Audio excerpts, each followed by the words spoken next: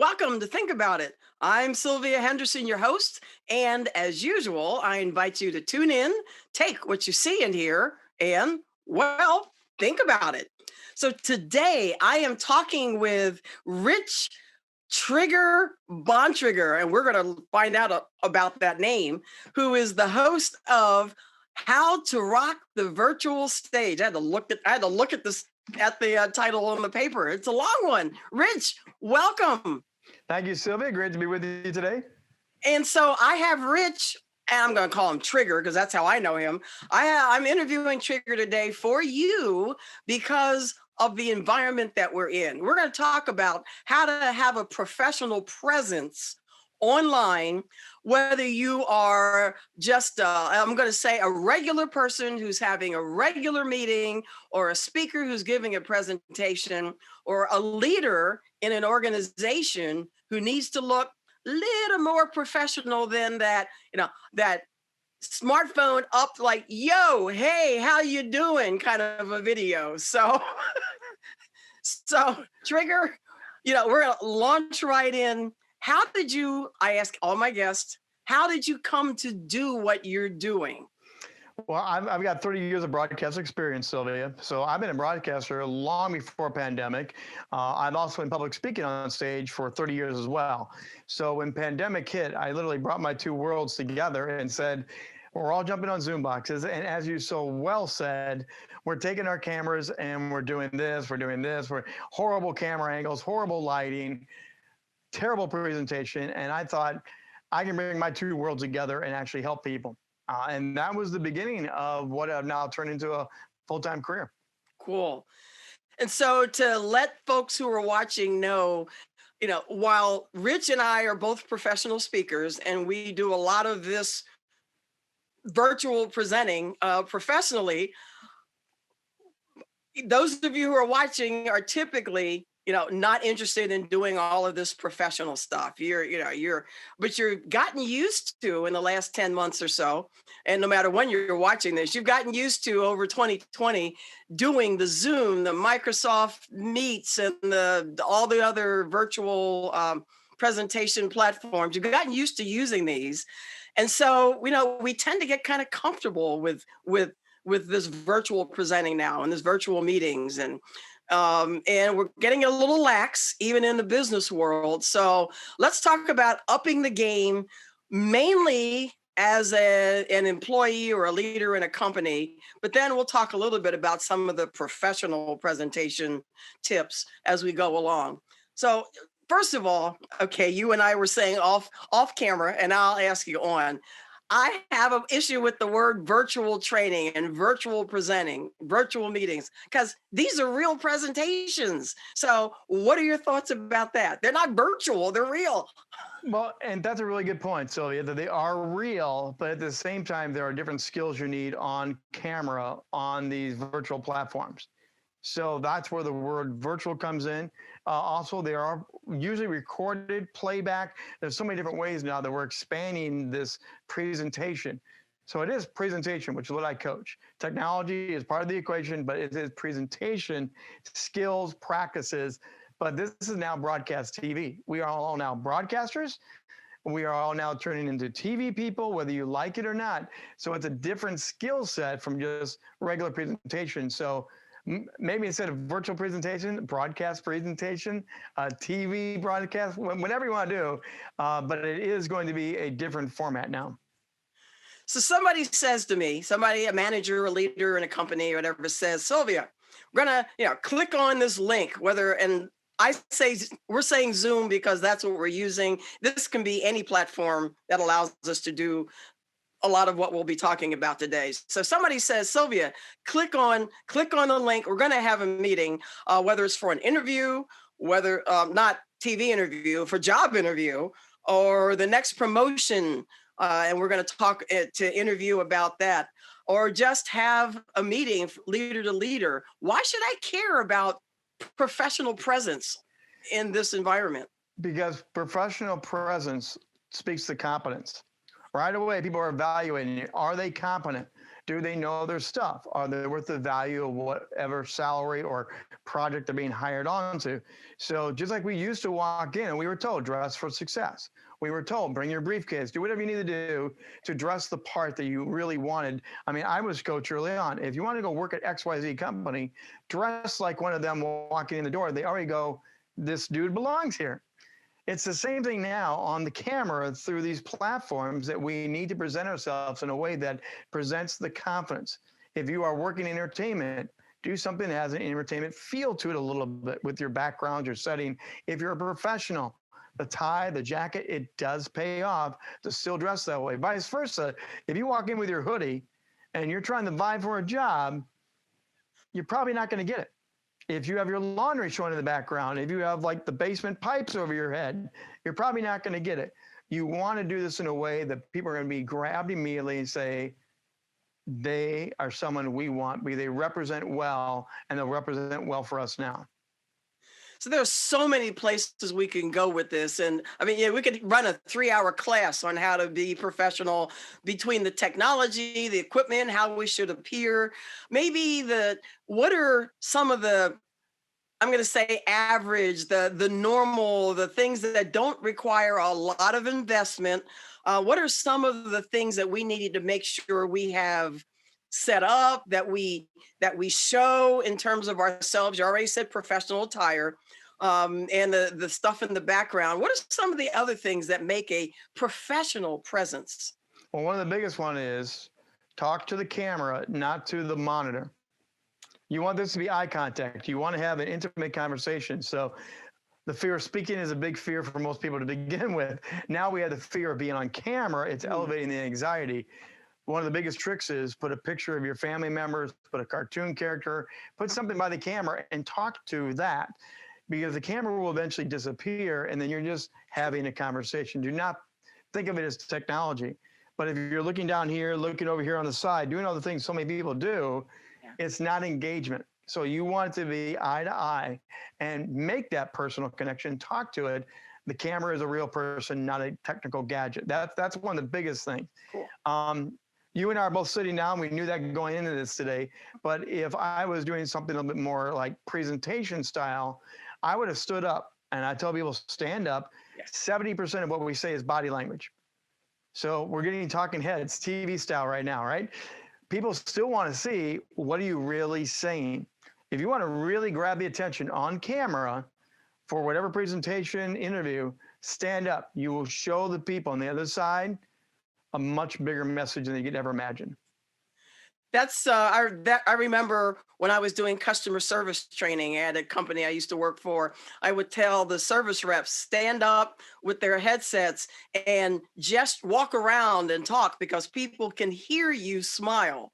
And so that's sort of that same thing. They can hear that energy through the phone lines and they can see it. So so we're sitting down, but you're showing energy with your gestures. A lot of times I'm told, my God, you need to stay still a little bit more because your camera keeps adjusting, because I'm naturally energetic and I stay within this box. So there are ways to be energetic sitting down, but like, well, and again, you have to learn different things now. You can be energetic, you can use your hands. The thing is, we now are more intentional. You cannot do the big reach off camera. That's not going to do anything for anybody right now. But you can do the big reach like this. You can do it sideways. You can do things that show engagement. You do not want to do hands to the camera. It looks like you're going to smack somebody. So you do have to learn and practice a new etiquette for on-camera energy and presence. Don't have your chair swivel if you're in a swivel chair. Try to stay centered, but you can do hands leaning. So you can use the upper torso and do a lot more engagement. But most people, honestly, are putting their hands on the table, hands on their legs, and they're just sitting there very patiently, very quietly. Cardboard cutouts do not communicate. Engaging people. We normally stand around with coffee in our hands. We lean against the wall, and we talk to people. We can do that here. You just have to get used to doing it. You and I are both of the age to remember the video Max Headroom, who used to and they would just with this head that would repeat, and it was that mechanical head. I think anybody in the last 25 years doesn't know who that is, but that's okay. So, great power. Yeah. I suppose I see myself as witty, Witty. urbane, Yeah. highly talented, hugely successful, and a keen sense of style. So you coach executives, you coach business people, you coach business owners and entrepreneurs, how to be on camera. What are like the top 2 to 3 things that you find yourself every time coaching people on? And then like give us a little bit of coaching. Yeah, really the stand up, those are 1 and 2. Those are the top 2 all the time. The other thing is conversational communication, not bullet points. Do not get your PowerPoint slide out and click people to death. You are now the star. This is TV again. So if you do something with a PowerPoint or some sort of graphic, don't have a bunch of text. Use a graphic, maybe a keyword phrase, and storytell it. Because they will get the visual. This is visual medium now. This is not a lecture series. So you need to be a storyteller, engage with the camera, use the visuals now, and then move on. And for business people, this is a big adjustment, Sylvia. They are used to boardroom meetings, or they PowerPoint people to death. They click people to death. You cannot do that anymore. And you cannot do long meetings. The other one is for the executives that are watching, you cannot do 2-hour meetings. People will not stay with you no matter what the information is. Instead, I recommend you do like episodes, like TV now. How can you take your long board meeting and turn it into part 1, part 2, and get people into action mode and have them come back, and they'll take smaller bites. Right now, we live in a soundbite culture. Yeah. We have to learn how to communicate in a soundbite culture through this medium to get people moving again. And that's not less information, it's just a different way of doing information. Cool. Oh my gosh, we're almost at halftime. I can't believe it. Real quickly, before we take a quick break, I want to ask about virtual backgrounds, but I'll do that when we come back because that's like a longer than a minute's worth of conversation. Being able to tell, video on, video off. What are your thoughts about that? Video on. If you are going to be involved, engaged from management all the way down, I would almost encourage, demand, highly stress, turn it on. We need to see you. And also gives you engagement with the people. Again, we're back to body language now. If you're going to play in this arena, you need to learn how to play. And the only way to do that is camera on. Mic's muted until it's your turn to speak, so you don't have 25 different background sounds. Mute the mics, be respectful, but cameras on and make sure you're in with everybody. You said professional attire up top. You kind of coached me right before we came on. Dark versus light. If I'm black, if I'm black, African American versus darker skin, lighter skin, any of that stuff in the next few seconds. Yeah, really, because of virtual, the lighting bounces now. You're playing with lights and textures. So a little bit darker, but it can still be a color. But the flat white blouse or whatever is going to reflect that light too much. And you want to have something with a little bit of grit or a contrast to absorb some of the light. And that's going to help you a lot. Okay. So when we come back, we're going to talk about virtual backgrounds. I'm going to talk about lighting, a couple of other things to ask about in terms of just a professional presence on camera. So with that, we'll be right back. 3 months ago, there weren't enough masks. We were desperately sourcing from all over the world. People were making face coverings from scarves, bandanas, and bits of fabric. Now there are plenty of masks, but some people don't want to wear them. Come on.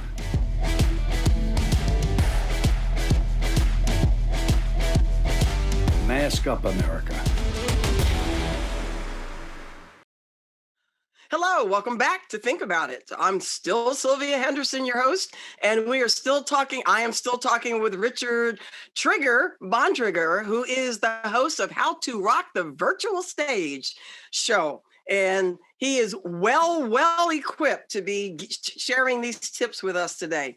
So when I stopped for the break, I said we're going to cover quite a few other aspects of giving professional presentations. Because this time goes so fast, let's hit right in. One of my biggest bugaboos is virtual backgrounds.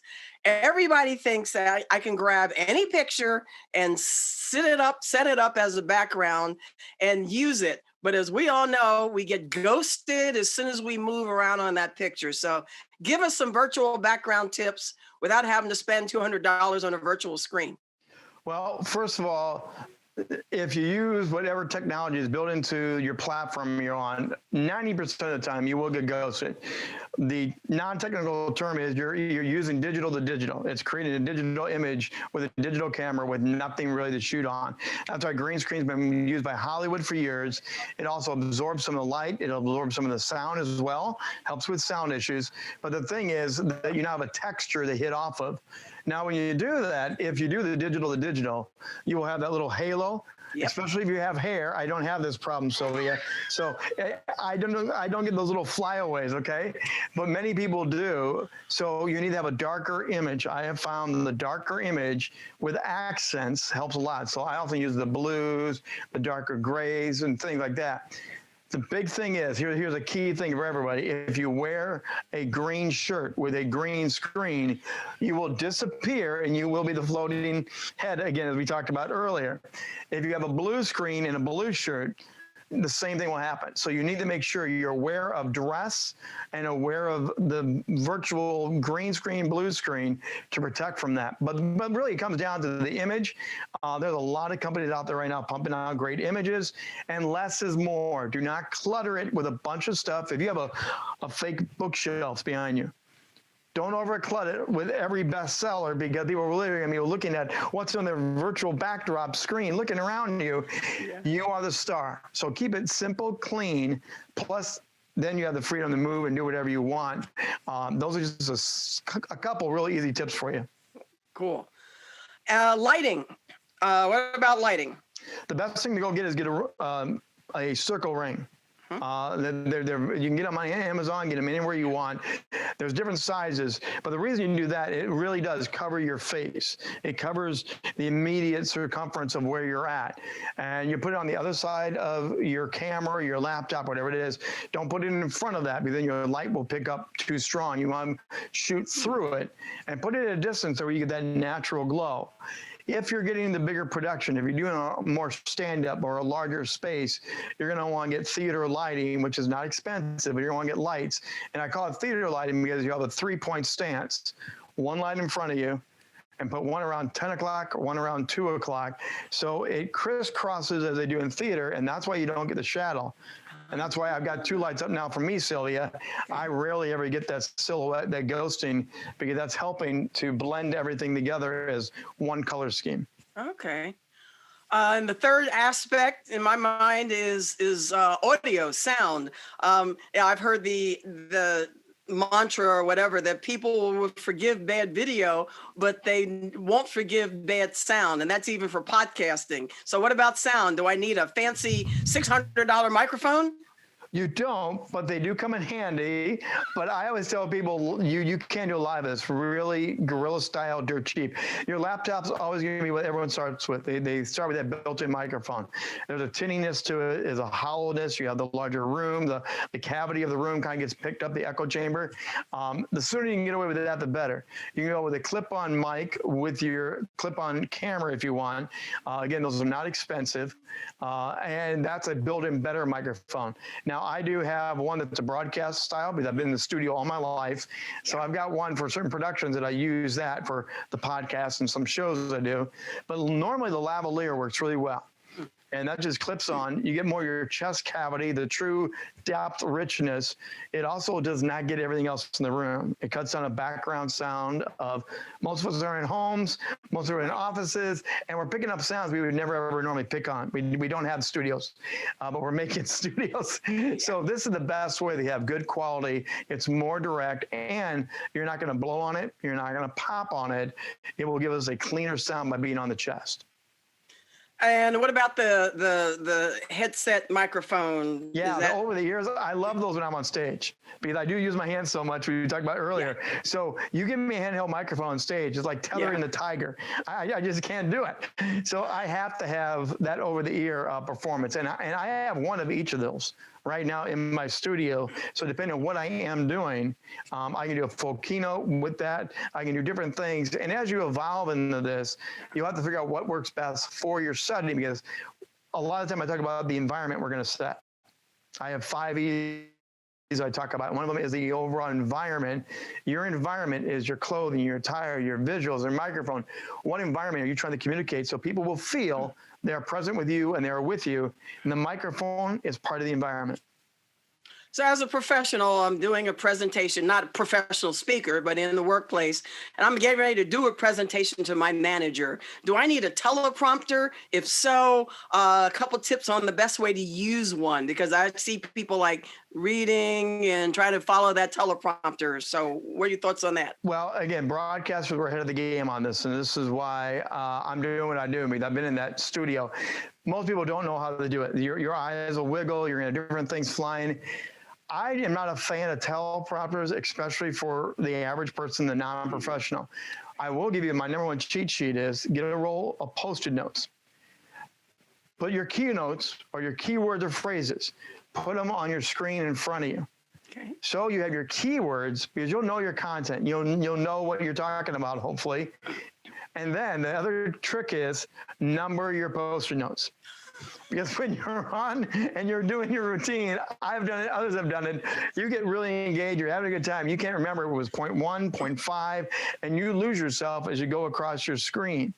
The reason you do it on the screen is in front of you. No one's going to know you're doing a quick little glance to the left, quick little glance to the right. That's part of camera presence. But do number them because you do not want to repeat yourself or forget something. I remember my notes on stage as a stage presenter. You know, it's like it's making sure my pages are numbered or my notes are numbered, because if I drop them in nervousness or excitement, it's like, oh no, and then I've lost my entire presentation. And that's happened on a lot of on-camera presentations through the last several months. And this is one of the things I tell people is just no one knows. No one cares what's on that side of the camera. Right. But you need to know what's in front of you. Yep. And, so you coach. I mean, this is sort of moving into the shameless self-promotion part, but still, you coach. So what do you do when you're coaching leaders on how to have a professional presence? Well, first of all, I don't do a program. Programs are not going to help people right now. This is totally customizable. It's a lot of what we're doing right here. I get on calls and we focus on one topic at a time over a period of time. So it's about presentation skills. So it may start with, okay, just how do I look at the camera? Where do I start trigger? Where do I go? And I really coach them. And then we come back and roll tape, evaluate. Then we move on to technology. Then we move on to the green screens. And what my goal is to help them feel confident every time along the way. It's so overwhelming for people right now. As we've all observed through COVID, 20 things at once is too much. Let alone trying to pivot, redesign your industry, keep your employees happy, and then have to learn this thing called virtual.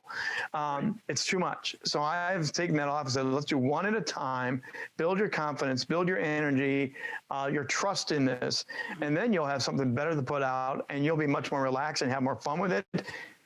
People are liking that approach. So they're liking the fact that it's not like a package or I just throttled them with another 20 things. They're liking it's customizable, one-on-one, and I have a blast doing it. Plus, I would think I'm coming to you for coaching for a specific reason or a specific kind of a presentation. So, you can't just be a one size fits all. No, because sometimes it's schools, teachers, educators trying to figure this out for students. CEOs are trying to figure out for corporate internal communication, or they're using it for PR or job training. Churches are doing things right now. I mean, the list goes on and on and on and on. And so everyone has their own little bent, and that's why you do have to adapt it to what their need is. So how about nervous tics, any other aspects? We have a couple minutes left. Any other aspects of presenting yourself professionally that you want to cover? Well, actually, there's a couple. If you wear glasses, you do need to work on where the lights are going to be for that reflective glare and the monitor glare. Hollywood has done this for years and years and years. They know exactly where to place the lights. They know how to do it. I recommend you just rolling tape, sit in your chair, stand where you're going to stand, roll some tape, and talk to the camera and say, I'm at this point. The lights are here. Roll a different angle, come back to the same thing, and you'll hear yourself and you'll know where I need to put them, and then kind of put stickers and markers so your studio becomes set. But lights, glasses are a different issue right there. And I guess the other thing would be have fun. The best thing I can tell people, you are going to blow it. You are going to have gaffes. You are going to have things not work. Again, I've been doing this for 30 years. I've had people intentionally do pranks on me on camera. And I have had things happen to me that were not intentional that are very funny. You need to have a sense of humor. You need to have fun. We all want to educate. We all want to train. We all want to do something that's amazing through our companies. But before you do that, you need to have some entertainment, because that's what we are now. We are broadcasters. And if you're not having fun entertaining, the education part is really going to get lost. So make sure, smile, have fun, enjoy the ride. So how do people reach you and know about your programs and watch you in person or watch you in action? So the best way to find me is through my website, is richbontrager.net. Or find me on LinkedIn the same way. Those are the two easiest ways, and you'll be able to follow me, like me, and connect and watch How to Rock the Virtual Stage Show. Awesome. What's the last thing you want to leave as far as the message, so that as we end? The biggest thing is the virtual stage is here to stay. Yeah, it's here to stay. No matter what happens going forward, people are adapting it. People are selling buildings, and we're going to do a lot more remote work. The virtual stage is going to be ever expanding. We have only begun to touch the beginning of what this is going to be for everyone right now. So please learn to enjoy it, roll with it, and grow with it. It's going to be a great thing. Awesome. Trigger, thank you for being my guest today on Think About It. And I invite everyone to tune in, take what you see and hear, and, well, think about it and make sure you show your best self on camera. So with that, I invite you to make a great day.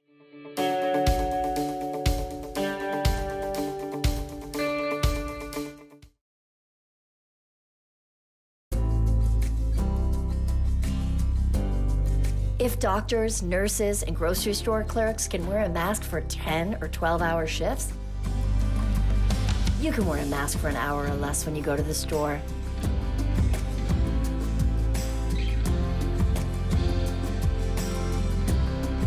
Do your part.